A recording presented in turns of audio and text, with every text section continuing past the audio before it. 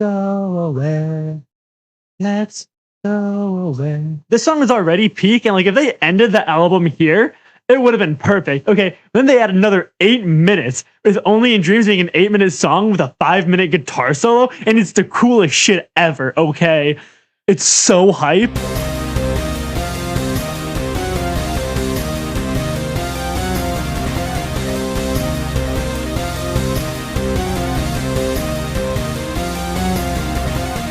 Oh shit, that'd be a crazy episode.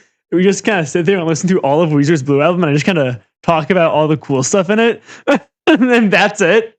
It's May 10th, 1994. The Blue album has just released, and Claire cannot fucking believe it. Holy shit, May 10th? That was actually not too far. Yeah, As we 13, that was 13 days ago. Yeah. Yeah. Oh, we kind of missed our anniversary thing. Oh, damn. Funny enough, I actually, when I saw Weezer live the first time, it was actually their 30th anniversary, and that was a really fun show. Yeah. Because it was basically a play. Oh. Like they actually, it was like a concert with like a whole bunch of their songs. So it was like a 2-hour concert. And then like the last hour was just the Blue album in its entirety. Nice. And basically it was an entire play of them going through space to the Blue planet. Nice. And just like kind of them going from like their more recent work all the way back to their first album. And like each planet was like a different album and stuff like that. And they got hunted by a guy named Garthrax, and it was crazy.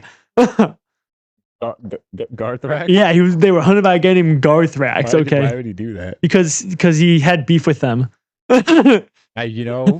I can't argue with that. I literally cannot argue with that. Funny enough, 1994 was not only Weezer's like first year, it was Green Day's first year. Damn. And it was also Nine Inch Nails' first year. No, it was not their first year. Was it their first? I don't think it was their first year. I don't know. You throwing a lot of big names at me where it's like, whoa, music was like what genre that occupy? I mean, obviously they're all different bands, but like, yeah. I mean, I feel like they were all kind of. No.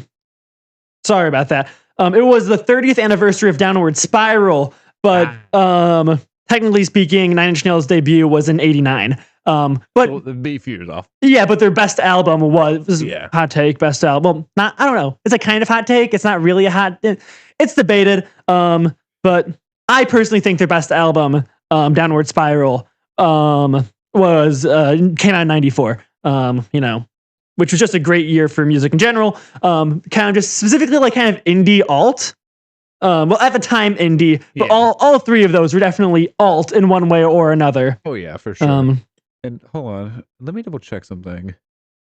So was 94 maybe just like the best year for media in general? Because that was the year with all the movies where Forrest Gump and The Lion King and a bunch of all those other movies also came out.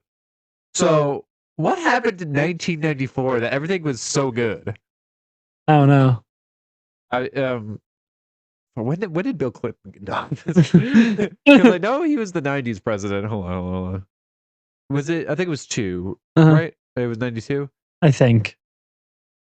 Clinton take office. All right. That was 93. January of 93. Yeah. 1 year under Clinton, and media was revolutionized. That is so bizarre. It is crazy. Like, so many good movies and like bands started up, and like everything has started in 94. And it's like, why? Who did this? Welcome to Cosmic Concierge. We asked the big questions here. Like, why did Green Day and Weezer start? And Nine Inch Nails dropped, in my opinion, their best album. And The Lion King came out, and Forrest Gump did all that. He did all that in 1 year. Yeah. Little known fact about Forrest Gump, that movie takes place over the course of 1 year. In the 90s. I know it like takes place, like he fought in Vietnam. No. Oh, that's what they want you to think. That's what they want you. He just went to Vietnam and did that. They don't want you to know that. This is fucked up. That's crazy. They just put Tom Hanks and a couple of his buddies in Vietnam, and they were like, all right, remember Vietnam? Do that. I think it's just pretty crazy how Ho Chi Minh, that's his name. How he's like, I wish the French still conquered us so we wouldn't have to deal with China.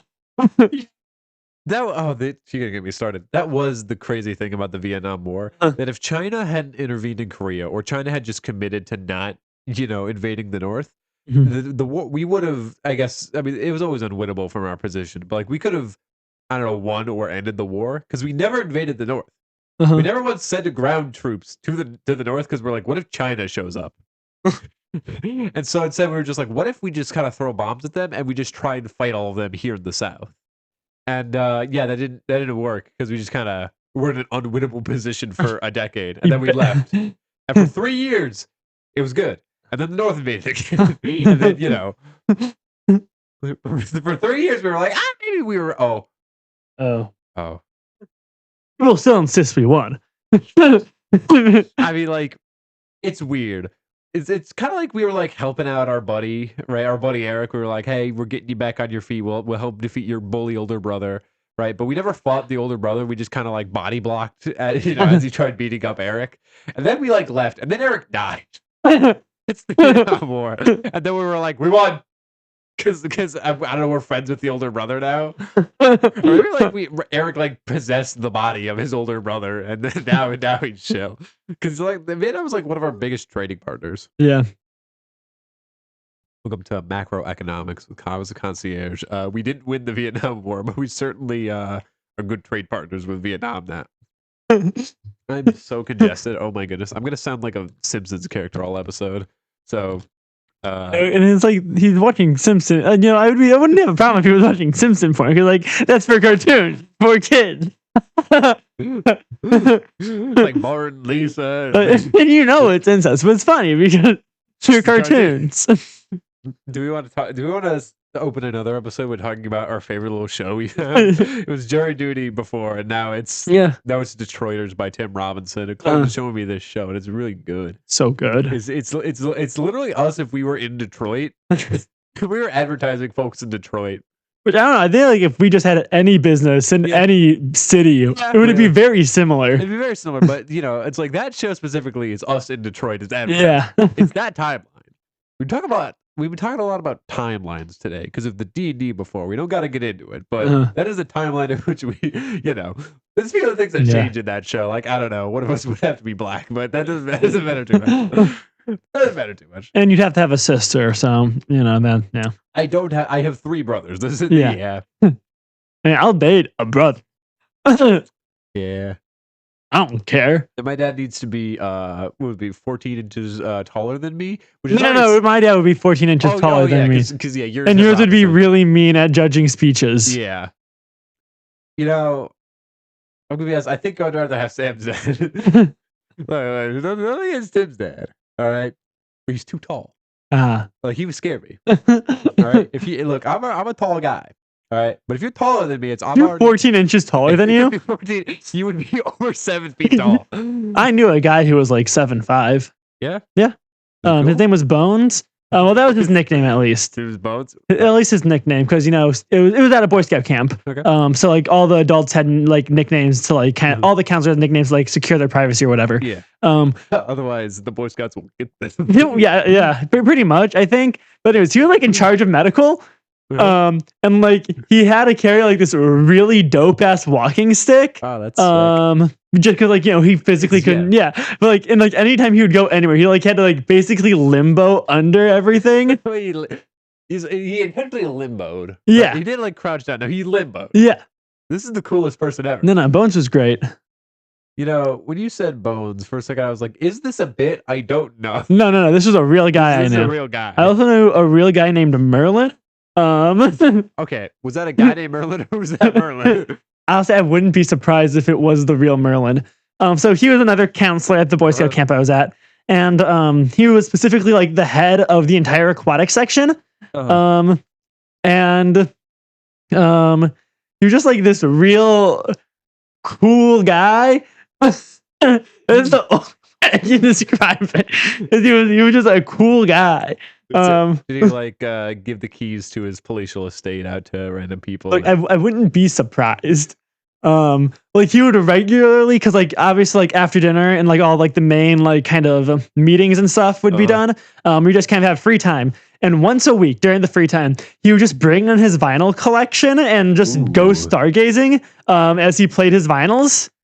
That was Merlin the Wizard. That was Merlin the Wizard doing divination and stuff. and his day job, like his full day job is he is the head of crew at one of the biggest amphitheaters in Wisconsin. And due to that, he has met like so many bands. So all of his vinyls, every time he'd bring his vinyls in, they were all signed. Oh, that's sick. Oh, that's so no. cool. I remember like we did it when I was doing it and stuff. It was stargazing to Dark Side of the Moon. Oh, perfect. Yeah. And like it was like because he had the quacks, he was able to like push out some of the floating rafts, so we could all like stargaze on those. Oh, that's sick. So we were like in the middle of the lake, in the middle of the woods, no light pollution at all. Yeah, you met it. That was a divination wizard. That was the guy who. I was in that. That's a druid. That's a stars druid. Yeah, no, because then like all the nature, them being like a full on Boy Scout, focusing on like water and stuff. Yeah. Oh yeah. Oh my, that is so cool. Yeah. I have no words. Sometimes you make Boy Scouts sound really cool, and then other times you're like, oh, it's me and my Nazis. Yeah, no, it was all. Look, my troop sucked, but a lot of the experiences were fun. Yeah. Like if I was just like with any other people, I would have loved it. Anyone else? Like I think some of my best moments at that camp were just me and Connor hanging out. Yeah. Like there was a time, it was the first year they did this, and like they introduced basically a BMX section. Not only a BMX section, like a little bike park, but you could also sign up for a time slot to do a BMX tour around the entire camp.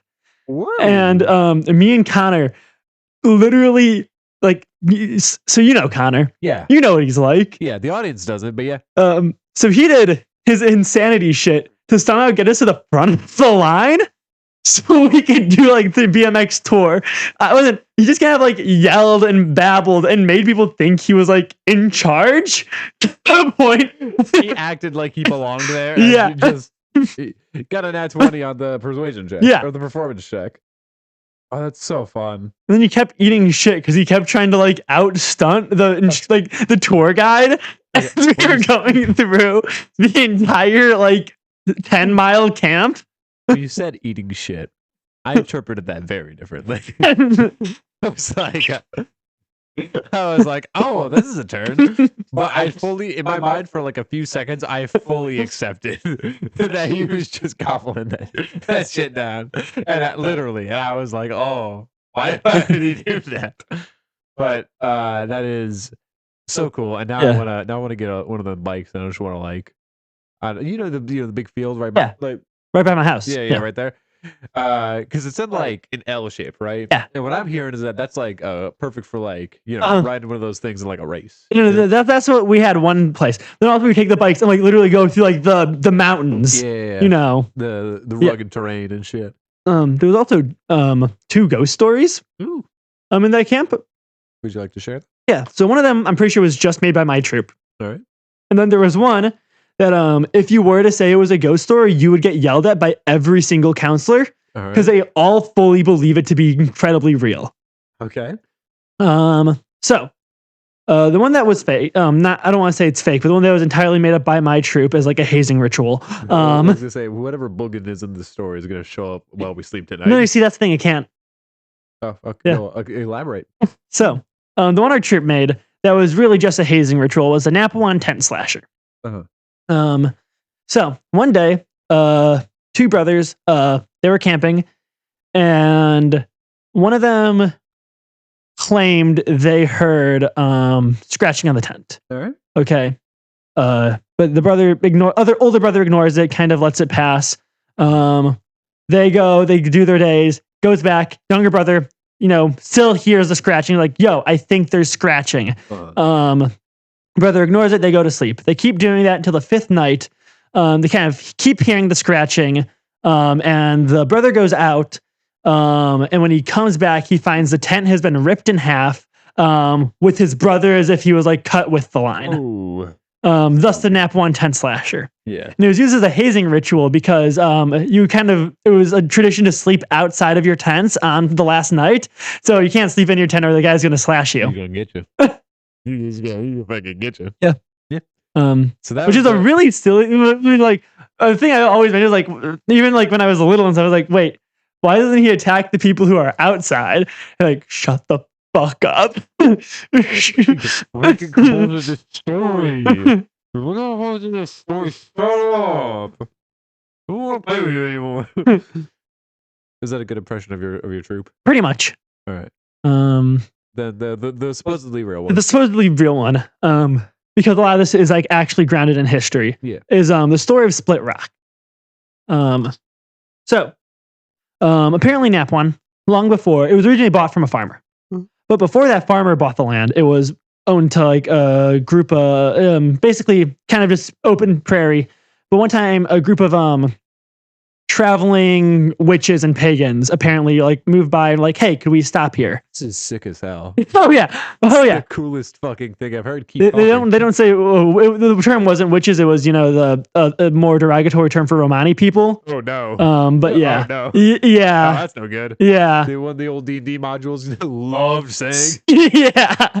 The one Gary Gygax loves. Yeah. I don't say Gary because I know it's just the modules, but like, but no, it was that term. But I'm gonna, for the sake of, you know, stories evolution, I'm gonna say like pagans and stuff like that. Because I'm a pagan and therefore I can talk about that. We can talk about Hokum later. Anyway, keep going. Kind of they move in and the farmer's like, hey, over the summer while things are kind of good here, you guys can stay, but when it gets to the winter, I'm going to need you to leave because things get really tough for my family. And, you know, that's just not a thing I think we can handle. And like, yeah, sure. We get that. That's totally fine. And the summer goes by and like the pagans regularly would bless the fields and like it would make everything even better. And like, you know, they kind of just constantly help out. But the winter season came and the farmer was like, hey, you know, we made our deal. We're going to need you to go. And the pagans didn't like that. So they're like, hey, we'll leave in 1 week. Okay. The week passes and the farmer's like, you guys got to go. And like, no, 1 more week. We promise. And this time the farmer wakes up on the last day and finds a dead pig slaughtered ritualistically. And he's like, hey, what the fuck? You can't do that. I genuinely need to go. I was like, no. We don't know who did that. We're trying to figure out who did it actually. Just give us another week. So another week passes and cow's gone. Ritualistically slaughtered. And at this point, the farmer's like, okay, what the actual fuck is going on now? I'm pretty sure you're just coming in. I was like, no. You're right. Maybe we are. Okay. We'll be leaving now. So the farmer's like, fine. All right. I don't want things to get ugly. And so he leaves. He kind of goes back to his house. He lets them kind of tend to their camp. And then that night comes and he hears a smash at his window and his daughter is missing. Oh no. He finds the massacred body of his daughter. So he gets a bunch of his other hunting friends and murders the entire group of people. You know what? I get it. All that's left was like the elder of the group who was like, you're going to fucking regret kicking us out. We helped your crops. Okay. When we were trying to protect you from other things and you fucked up. When they went back to, after the slaughter, they kind of came back the next day, find all the bodies gone. Every single corpse vanished. That's no good. And all that's left was a black cat. There's a boogin that got him. And now, ever since the 50s, all that was left was a black cat and a rock split in half. A big boulder split in half. That's why it's called Split Rock. That boulder is a real boulder on camp that is cleanly split in half in a way we don't know how. There is no breakage. There is no scorch marks. It looks like it matches. Nobody knows how it was split. And ever since the 50s, there has been reports of seeing a black cat. And every time that black cat happens, either a scout goes missing, a scout dies, there's a natural disaster, and stuff like that. Well, that's no good. Yeah. The camp was hit by a tornado the year before my first visit there. And the last person at that camp before the tornado hit claimed he saw the cat. That's no good. Yeah. That's and I don't think I told that story with the proper grace, because the first person to ever tell me that story was Merlin. So yeah, you got told, you were divine to this information before. and that's scary. Yeah. That's scary. So no, that genuinely scared the piss. I was like 14. Okay. I Okay. I was gonna watch Spider-Man: Homecoming when I got home from this camp, but now I'm really scared. I don't think I want to do this anymore. Funny, if I had a very similar thing in Philmont, which happened 2 years ago, where I kind of sat down with another. Do you have to send to Philmont? No. Okay. Philmont is like the biggest scout camp. Okay. In the country. Yeah, I don't. Yeah, no. It's like the biggest guy. People across the world go there. You know, okay, cool. It's like a Yellowstone. Okay, cool. It's in New Mexico, and it was a week-long backpacking trip. And on the last day, I was kind of fed up with everyone. But it was basically the last day before like the bus took us back to base camp, so we can like decompress from the high pressure we were at. Yada yada yada. But anyways, due to us, kind of having been the last day and us being picked up by the bus, we were actually enjoyed the downtown activities at that place. And it was nice. I already did all the downtime activities I wanted to do during the daytime activities, which was black powder shooting, hatchet throwing, and candle making. All of which were sick as hell, especially the black powder shooting. Yeah, that sounds sick as hell. It fucking was. I wonder why. I'm pretty sure, I don't know where the hat is, but I literally, it was like one of the last things, like the last round with it, was like, cool, if you have like a hat, or like, if you have an extra hat, or like a thing that like you don't care about getting damaged, set it up somewhere so you can shoot it. Yeah. So I have a hat with a bullet hole in it. That's so cool. It is. I wonder where that hat is. It's upstairs somewhere with my camping stuff. Nice. But anyway, maybe one day you'll go missing, and then the investigators will find that hat, and they'll be like, "Aha, a clue!" But no, you just shot that hat. Yeah. Yeah. But go on. But I sat down to kind of talk to one of them, and like I kind of was asking around for ghost stories, and everyone there, that's kind of the whole thing, is that they're all in character based on like various like frontiers time period things, and so I'm kind of doing that, and they're all like, we don't know any ghost stories. And then one of the other things was like, okay, but like if you're actually curious, you should go talk to Martin. I mean Spoon, because he actually is like really into this stuff. So I kind of I see he's like just by himself, he's like tending the fire and stuff. And I ask him, he's like, cool. Is it okay if I break character? Because I take this shit seriously, and I don't feel like doing that in this situation. Yeah. And I was like, say more right now. Yeah, obviously. And so there is a series of ghost stories on Philmont, as it originally was a Native American reservation before, colonization happened. Yeah. But there's two parts of Philmont.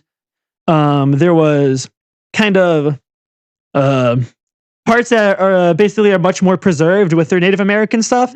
Kind of have like proper monuments and stuff more maintained. Then another half of the camp is like with miners. Like was really big in like the gold mining. Yeah. And they basically renovated a lot of the boom towns into like kind of attractions. Here are a list of stories that span from the year 1862 to 2023. That's pretty recent. Yeah. No, the guy like literally like reached into his bag and pulled out like a notebook of like every note he's taken. That's how you know they're serious. Yeah. Just documenting the entire thing. That's that's a Call of Cthulhu character. Yes. You met a Call of Cthulhu character, Claire. So starting with the older stuff, kind of leading away. I'm going to be bouncing between the two camps, so I'm just going to call them Camp A, Camp B. Yeah. Really, it's technically Mount Baldy and the Tooth of Time are like the main two mountains. They sound like two rival dads, but go on. We did the Baldy Path, which was the minor one. It was fucking beautiful. Though I did kind of want to do Tooth of Time because that's such a cool name. It's a cool name. It's a dope name. That sounds like a mission for the one campaign I'm gonna run. That is a mission. I get to mess around with the one world. Of course, it's gonna be Tooth of Time. Yeah. What does that mean? I don't know. I'll figure it out. The reason why they called the Tooth of Time is because they literally had a geologist like pinpoint the oldest point on the entire property, and it's that mountain, which happens to look like a canine tooth. Oh hell yeah! I in my mind it was like there was like a tooth that was like lodged in a rock, and everyone was like, "What the fuck? That's sick as hell." Or like I imagine at the very peak of a mountain, someone just like tried to take a bite, They lost their tooth. Oh, Yeah, here's the tooth of time. that's a dog. And this won't be funny. This won't be funny. They call them canines because they fucking eat at the dogs. It's I don't know why that one image popped into my head. But I don't even know what you're talking they about. call them canines because they fucking eat at the dogs. I can't explain it, Claire. There's no amount of context I can give you that'll make this make any more sense. It just is, okay? It's about Baldy. So, actually, the first story goes to Tooth of Time, where there is a Stonehenge. All right. Not it's not like the Stonehenge, obviously. That would be sick. That would be so cool. But no, there's like a mysterious rock formation, and in the center is a scorch mark that has never gone away. Apparently, there was a banishing ritual there. Because if you look at like where the monument is, like the rock circle and the scorch mark, it's in a valley. And if you were to read like a lot of the archaeological records and like stories from like the natives in that area, apparently that valley, before it was a valley, it was a war zone, between like the mortals and the undead, in which literally it was sealed shut. And this is actually where part of my inspiration with Veritoth came in. Because when it was sealed shut, basically they kind of closed the ground, but then ripped it. Like they had to basically rip the ground open to like kind of close it from the inside. But do that, every single shaman that was part of that ritual apparently became horribly altered and grotesque, now relying on like the flesh of people around them to maintain the human form. Oh, that's which is the fully like that we call them. So, and people claim to have seen them as like little red imps crawling around. I call them the Philmont Skinwalkers. Like, sick name. So cool. But yeah, like literally, like they're basically these like high-powered shaman who have been driven mad due to maintaining this ritual, who now need to like eat flesh to like keep any form of humanity. Oh, that's sick as hell. Yeah. Ooh. Oh, that makes me excited to finish up the game Monday and then get to the one after. Yeah. Ooh boy. Then there was still on the Tooth of Time side, the reason why Skype hunts are banned. Apparently, that same tribe believed in a trickster spirit that kind of lived with the wind, which is one of the reasons I'm so scared of Cecile. You fucking should be. But basically, when a Skype hunt would happen, the real reason why Skype hunts were probably Skype, the birds from a snipe hunt. Sorry, Skype, like the no, a snipe hunt. You know the thing from Up. Yeah, I'm just picturing like a bunch of hunters gathered around, scared in the woods, and then slowly over the horizon, I was thinking just the logo, just like in the shit, like a cloud, but it's the Skype logo just blocking out the sun. But no, a snipe hunt. Yeah, you know, the thing from Up. But the reason why it's probably banned at Philmont is because it's a mountain range full of cliffs. And telling a child to run around late at night, screaming without a flashlight, is bad. Yeah. But the ghost story is that the natives believed in some sort of trickster wind spirit, and it would eat souls. So what it would do is on these snipe hunts is basically play along into the snipe hunt as the snipe, essentially luring people to their death. There have been several times where people who have gone on snipe hunts have wound up to be lost impossible distances from their camp, claiming they heard a small child call for them instead. And the story goes that as people die to this snipe, their voices collected into the winds. Ooh, that's scary as hell. It also reminds me a lot of the Missing 411? Yeah. Where just like, it's just really any case where it's like people in national parks just go missing. Yeah. It's like, how did you get this distance? We don't know. We don't know how they did that. Now going to the Baldy side, because that's where the guy worked, and you know he just kind of is more familiar with that area. Yeah. There were 3 stories he lived, and then 2 stories he heard. Okay. One of the stories he lived happened in 2018 while he was working there. It was his first year. And apparently on that very campsite we were at, there used to be a shed. That shed was a sniper tower, for hunters and kind of a frost lodge. And so they just kind of hang out. It was kind of off season, so no kids were there, like no campers were there, but they still had maintain the property. So they decided, hey, we're going to, screw our normal cabins. We're going to kind of have a fun little hangout in this place. And so they brought board games. They brought an old, just a kind of a cheap CRTV that they could hook up to the limited power they had, that had Mortal Kombat on it and stuff. That sounds so fucking fun. Oh yeah. And one of them brought a Ouija board. Ooh. Oh, good knowing them. They decided to play with the Ouija board and nothing happens. Before they start to play the game. And as they're playing, one of the people goes AFK for a bit. He just sets the controller down. Yeah. But his character's still moving. Ooh, no good. His character's still moving in a way that would make sense as if someone was playing it. Not in a glitch, not in a way no one would see. Like someone is still playing. Someone is still playing. When the character that no one was playing got to finish him, every window in that building broke. Ooh. And the person who was being fought got a whole bunch of gashes on their arm that wasn't even there with the broken windows. Ooh. So good. Yeah. They all ran out, and for obvious reasons. Because, that's fucking scary. Yeah. And the person who, was attacked was immediately sent to the hospital, where they promptly passed out and claimed they kept having dreams of playing that game next to a person with no face. That's no good. That's a little scary.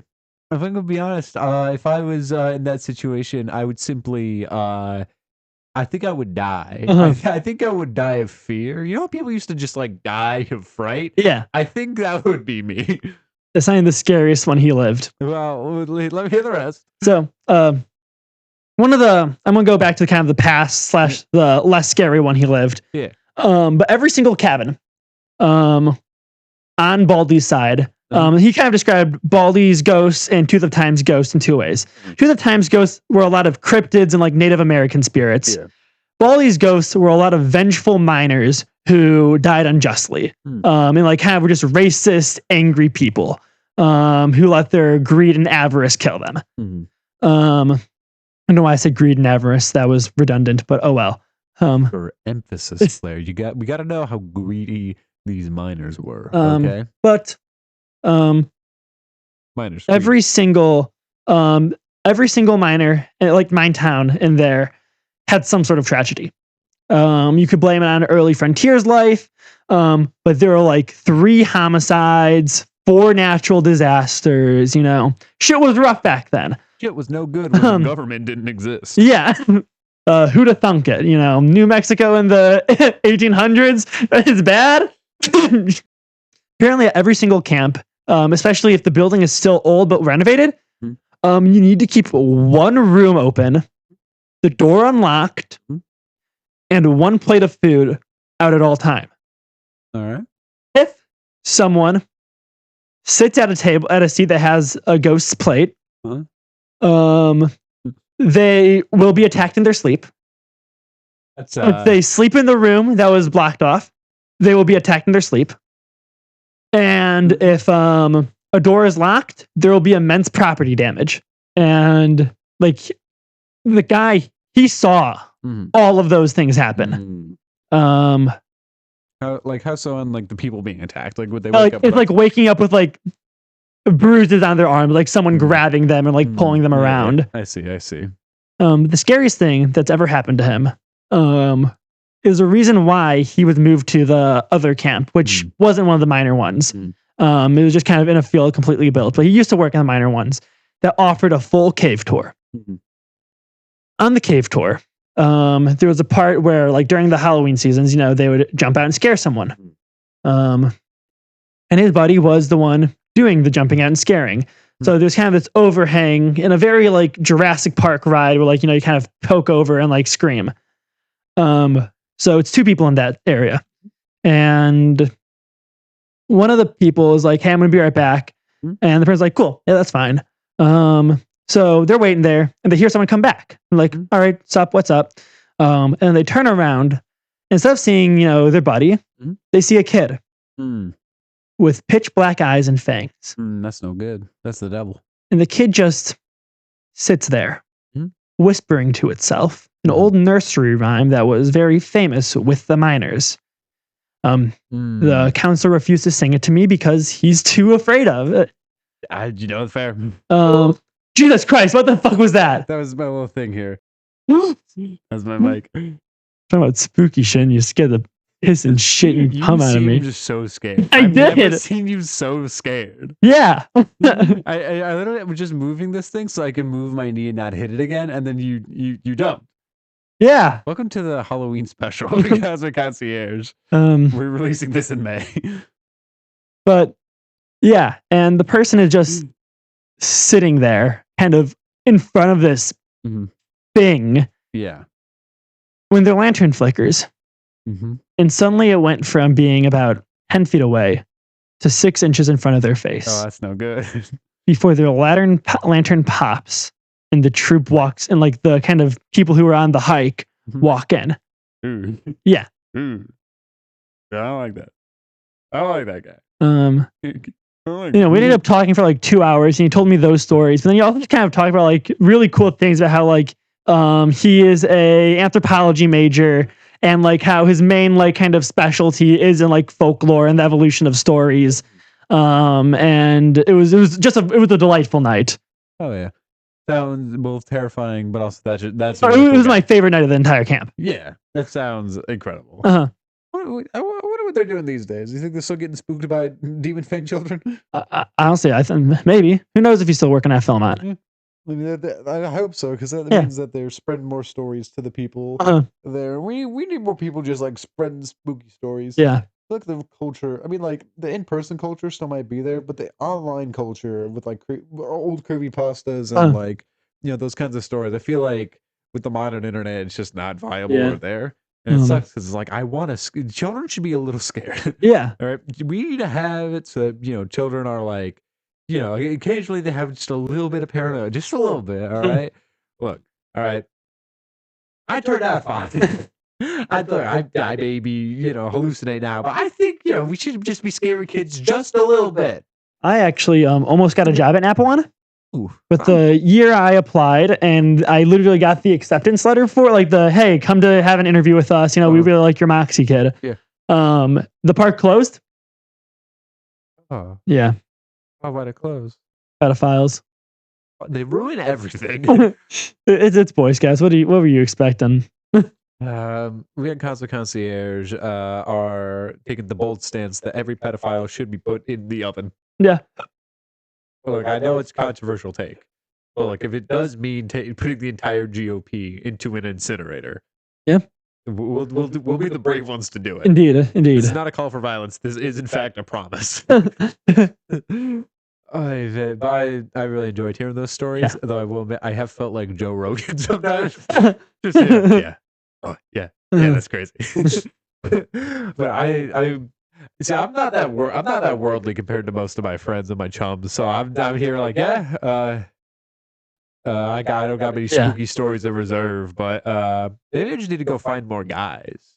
We're just like people who are willing to share wives' tales. Mm-hmm. I think that's gonna be my career. I think I'm just gonna find people and be like, tell me a spooky story, and they're gonna be like, how did you get into this office? You don't work it. This is the 88th floor. How are you? You're one floor below like the president's office. How did you get here? And I'll be like, you better start telling me, otherwise you're not gonna have a president for very long.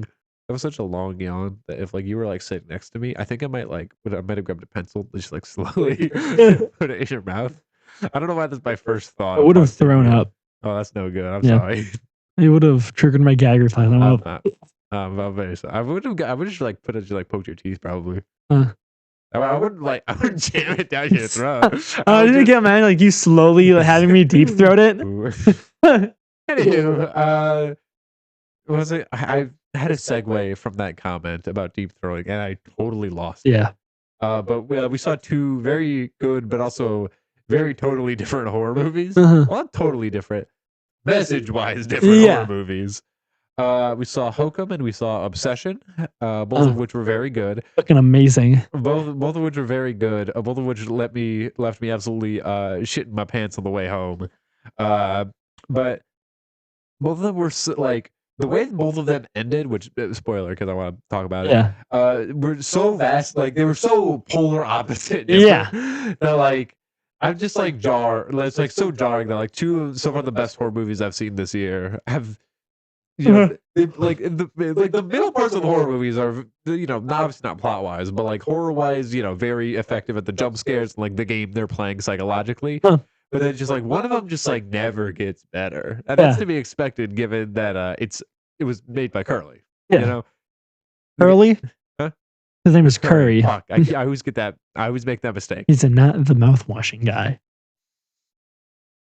Yeah, no, mouth washing guy is much more depraved and.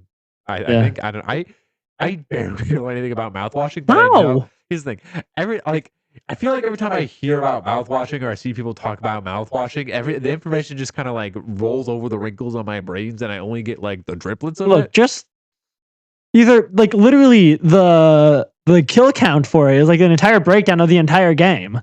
I don't have any interest in mouthwashing. Really fucking good. It's like The Shining, but better. I mean, I feel like at one part it's like, oh, the one person we know talks about a lot, and it's like I feel like them alone talking about it kind of killed my interest. But I had an interest before them, so you know. I had not heard about it. Yeah. But I'm a freak who doesn't know about things. The unknown fact about one of the co-hosts of Kaza Concierge, I don't know anything. I know too much. Claire knows too. That's what makes our dynamic so fun. Is I just kind of get to sit here and learn things. I get to learn about fun little spooky stories and like stuff, and then people go like, "How do you not know about this?"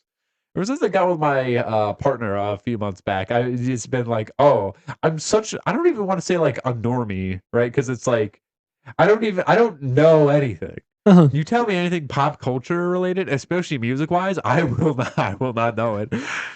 You know what? That's fine. I don't gotta know anything. And mouthwashing is in fact one of them, where it's just like, it seems cool. I know there's the guy. Yeah. It's not Curry. Huh? I know Wendigoons and Dead Meat's playthroughs are both fucking amazing. The voice acting in it is peak. Nice. That reminds me. When we went to go see Creepcast live in Chicago, Wendigoon released that video. Yeah. Like literally as he was walking on stage, I got the notification. I was like, how did he do it? Yeah. It was his main channel too, so it wasn't like the Wendigang where it's like the more scripted, you know, formal videos. No, that was one of his, you know, unhinged ones. And he just, you tell me you schedule that shit knowing like I don't want to say a good chunk of his audience, at least a decent portion of the audience that would watch it would be in the same room as him. Yeah. Man, do you have any comments on Hokum and or Obsession? I mean, I really like. I don't want to spoil them. I don't want to. I liked them so much. I don't want to spoil them. You don't want to spoil them? No, we can spoil them on the next episode. You know, this is the warning that hey, we're gonna talk about this. We're gonna talk about it next episode. We're gonna be talking about Hokum, Obsession, and the Backrooms. We're gonna make a big Venn diagram. We're gonna make a big next week. Should we get one of the pieces of paper prepared so we can try and find the connective tissue? Yeah. No, that genuinely sounds like a really fun episode. That would be very fun. But what was I gonna say? Oh yeah, we can talk about the Backrooms because we haven't seen it yet. I hope it's good. Yeah, I'm so hoping that it's good. It's gonna be a triple knockout this year. Because if like I have faith that Kane could be a good director, and I know A24 can make some good stuff. Yeah, I'm just worried about what corporate strings might be found. And it's like I please. I gotta rewatch the entire series. I'm all caught up, but it would be nice to go into a rewatch. But that is the weird. I'm a few episodes behind. Yeah, really. Because I don't know actually. Like, I don't know how much of the original plot line and like the async plot line will be relevant. Fair enough. Like, I'd rather go in prepared, but not need it than go in watching fucking Endgame. Any context. Yeah, that's a perfectly fair assessment.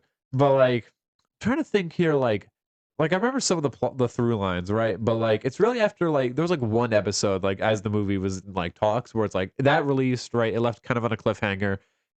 And then we just got like some like supplemental material. Uh excuse me, oh my goodness. Before and after. And then we got Found Footage 3, which is I maybe my I don't know, part 2 is very good. Found Footage 3 is so good though. Cause I mean outside of it just like it like expanding upon just like the weird Kane Pixels lore, right? For its its own backroom series. One of the big things I've really liked about it was that the guy doesn't get eaten by a boogum. Yeah. Or whatever the hell happened to the girl in part 2. We still don't know.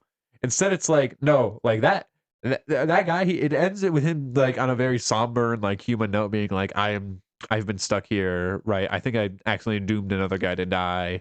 Like I haven't seen the sun in weeks. Like please, and it's like that is maybe the scariest thing I've seen from the series, because I felt like it embodied so well like what actually makes the backrooms terrifying. Not like a big monster that's gonna go out and get you or whatever, or the almond milk, or whatever the fuck the wiki insists. I fucking hate the almond milk shit. It's like, what the fuck? What do you mean you can be normal or some shit like that because you drink almond milk? You know what I think would be? No, it's almond water. Almond water, yeah. You know what I think would be a really neat thing if Creepcast did a Creep TV of Kane Pixel's backroom, followed then by the story reading of the wiki. That'd be cool. Well, maybe another story reading of the wiki. No, yeah, because.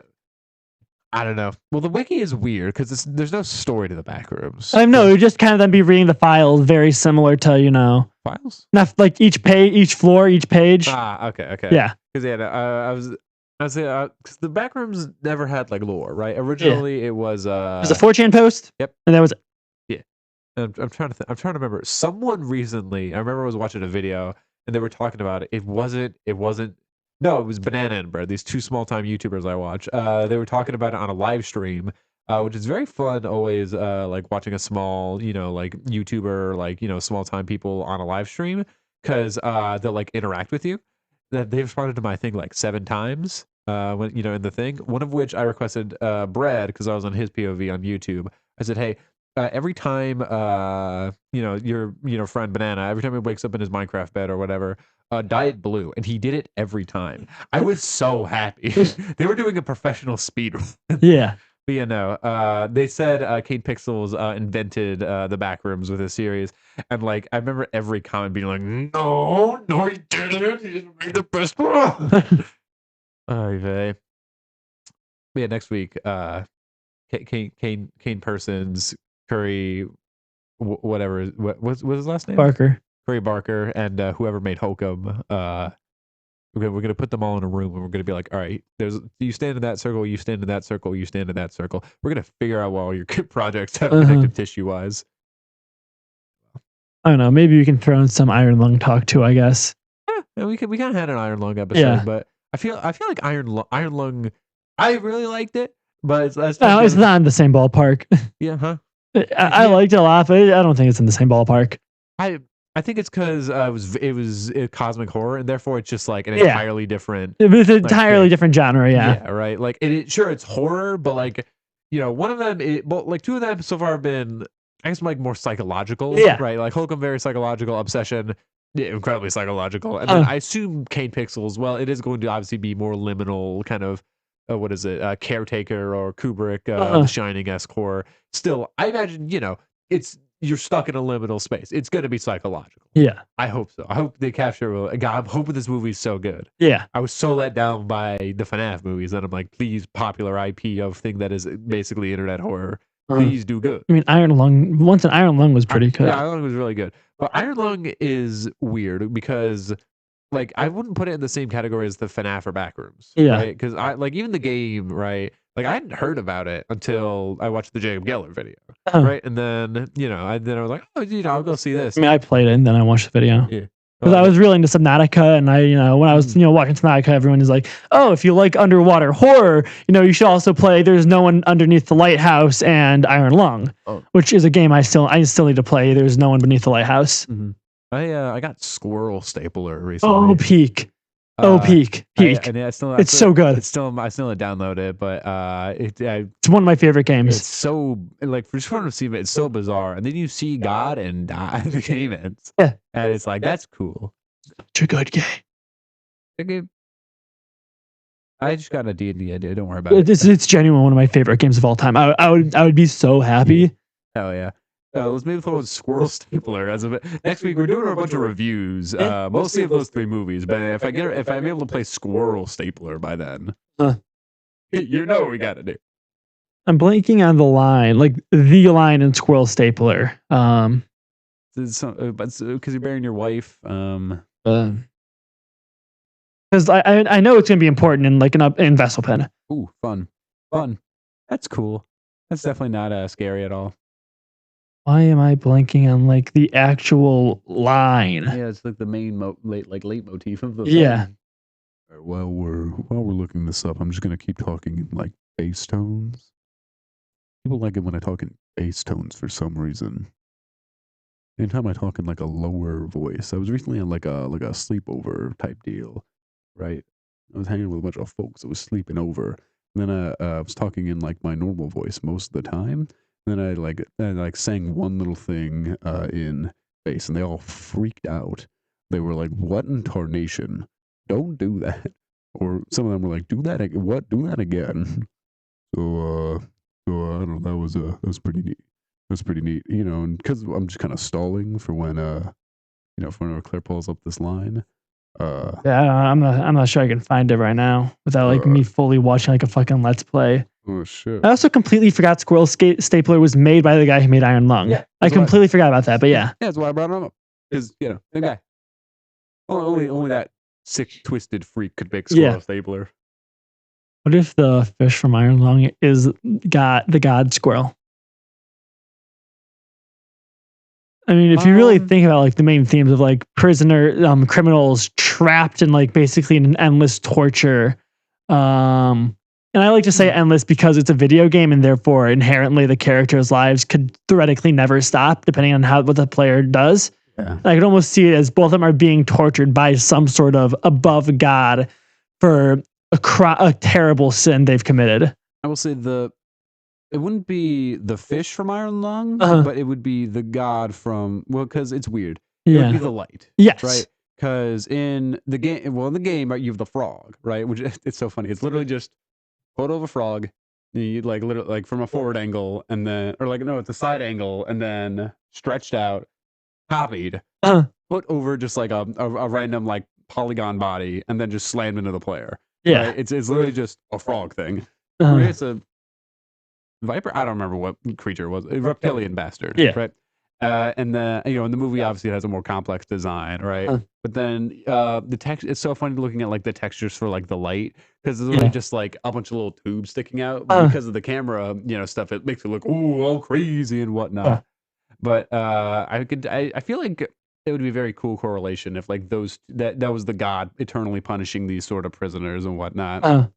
And I feel like the Iron Lung movie definitely would expound upon that idea, assuming it's like kind of quasi the same. Oh no, I want to see what David's next game is, and if it's another bad person being punished by some sort of deity. I'm going to say my theory is fucking confirmed, and these are all just the various faces of God and punishment. Theory, game theory, but I'm gonna have Matt Pat. Like I'm gonna have a random voice clip of Matt Pat, like loudly play once I say that sentence, just to wake the viewers up. I know some people fall asleep to this podcast, and you can't do that. Yeah, this is a serious advice. It's podcast. Illegal. It's illegal. Yeah. Welcome to Cosmic Concierge. We give all advice about Earth and alien laws. It's illegal to fall asleep to this podcast. You know what's also illegal to do? Not buy me a hot dog if we ever hang out. Yeah. If you don't buy Clair a hot dog or a corn dog, yeah, corn dog too. Yeah. Corn dog would suffice. You would go to jail. This is why Costco still has to have the $1 hot dog. It's a lifeline to anyone who's around Clair. Because we just grab that and then. Not only that, it's a $1 hot dog or a $1.50 for a hot dog and a drink. Yeah, I mean that's a pretty good deal. Yeah. In this economy, that's a really good deal. Yeah, and it's like a medium, so it's not even like a little. They're not even like cutting it short. Yeah. Yeah, if you have $2 on you, right, you can spend that 50 cents at gumball machine. Yeah, gumball machine. Get 2 gumballs. Get 2 gumballs, or you get like one of those little things like little toys. Yeah. You know, those like crazy gumball machines. You get 50 cents to get one of those guys. Yeah, like a little parachute man. Yeah. Such a wholesome bit we've established. Yeah. Yeah. Yeah. Welcome to the sleepy time. We were tricked you. We made you fall asleep to this podcast because our voices got really quiet and gentle because we had a soft little bit. So I might play like a really loud sound effect or something to wake you up. Yeah, we get really scary, and now we're gonna chillax. And we're gonna chillax as we close out this episode. Oh yeah, we should probably address how we missed the deadline again. Oh yeah, because we're still waiting on some art and the music. Yeah. The episodes I've edited most of the episodes. Yeah, it's good. Shit. Speaking of and you can cut this, but what's the name of the? I don't remember. I don't remember. I might have it on my character sheet maybe, because I was writing down all the names. But I actually I could pull it up after the episode because I have all the. Yeah, now we can look at it after. But like, I keep forgetting her name, and like I have plans for. I don't know her name. So yeah. I mean, look, the episodes haven't come out yet. We could, because I don't know how many times it would have been said too in the episode. I just remember it was like one of their old classmates, right? So just like anything of that sort. Yeah, we could look through it, and if need be, change it and or just find it. So I don't know if we did say it. I did say it. Okay. But we'll look later. Getting back into the podcast, we'll try and get out by next Wednesday. We promise. Yeah, maybe. Yeah, we maybe. Yeah, we got a bully Zeb, and then it's Finch. Yeah. Okay. Yeah, we gotta throw eggs at him. Yeah. I was like, is there any other things we need? Because it's just the intro and outro music, and then just the actual like photo for it. I should probably make the account for it, huh? Because I was gonna do that at the same time I uploaded it, but we didn't upload it yet. My brain's like coming through like, okay, is there anything else? But yeah, no, we're good. We're good. All right. I don't know. Outro. Have questions? Send it to us. This is an advice podcast. We will answer your questions. I know we don't do that often because it's way more fun to just kind of talk. But also, we don't have a lot of questions because we're still like it'd be a little podcast. Also, tell everyone about this. Tell everyone about this. You should be like going up to people, grabbing them, and being like, "Have you heard the aliens?" I feel like that would be a good thing for our brand if all of our audience members went up to people and just started saying that, especially in like perfect American English, and like especially if you're like one of our weirdly many audience members from Brazil. I feel like that would be a good thing for just kind of our brand. Yeah, for sure. If you like our it was the intro music and outro music, Zeb on YouTube. It was a Cosmic Canvas for our art. We're so good at this. We've been doing this for almost 2 years. When's our 2-year anniversary? We are like our 2-year for doing this podcast. Hold on. Probably do something cool. I remember it was during the summer, so it's soon. It is June 14th, 2024. That is uncomfortably close. Just 3 weeks from now. Yeah, that would have been then because that's. Oh boy. We should do something for like that episode, huh? Yeah. I have no idea. No clue. We could just do what I've been implying or just like saying on the Hollow Speak episodes and say like, oh, we should just have one with the other three on. Just like find a time all of us could like record for an hour. Yeah. Or just do one is it Hollow Speak? Mm-hmm. I would really enjoy that because I feel like all 5 of us being on would be incredibly chaotic, but also make for a real fun episode. Yeah. All right. Well, I'm just gonna slowly fade out as we pitch this idea.